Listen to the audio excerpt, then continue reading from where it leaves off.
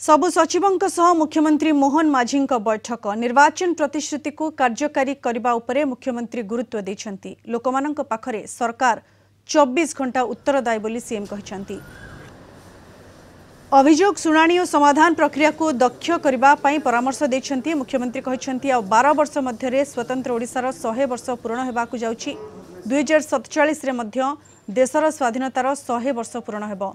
तेणु उभय विजन को दृष्टि रखी आमको ओडिशा पई एक विजन 2036 प्रस्तुत करने को हेबो।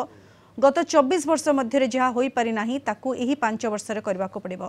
यार सफलता पई आमको एही 5 वर्ष कठिन परिश्रम करी सब लक्ष्य को हासिल करबा को पड़िबो। एहा द्वारा विकसित भारत रे ओडिशा एक अग्रणी राज्य भाबे सुनाम हासिल करि परिबो बोली कहिसंती मोहन माझी।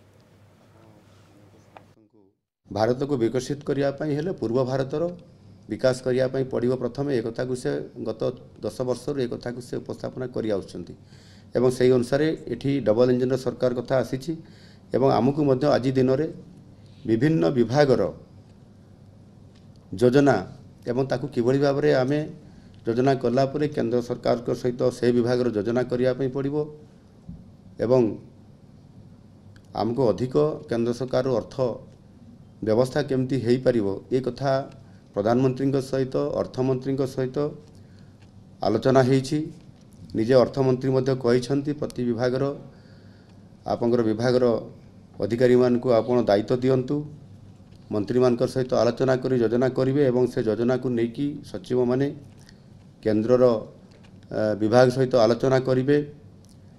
ये समस्त कथा को से खुला आह्वान करिसंती एवं से माने अत्यंत आनंदित अछंती, खुशी अछंती एवं ओडिशार किछि विकास करने जहाँ भी अच्छी त्वरान्वित करने समस्ते आगभर अच्छा। तेणु आम गोटे ये बड़ अपॉर्चुनिटी अच्छी, सुजोग अच्छी।